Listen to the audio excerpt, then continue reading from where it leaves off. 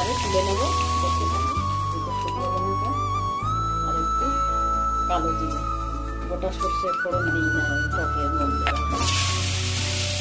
খাবার সময় গালে পড়লে পিঠে পিঠে লাগে, কি গালে খায় না, ওই জন্য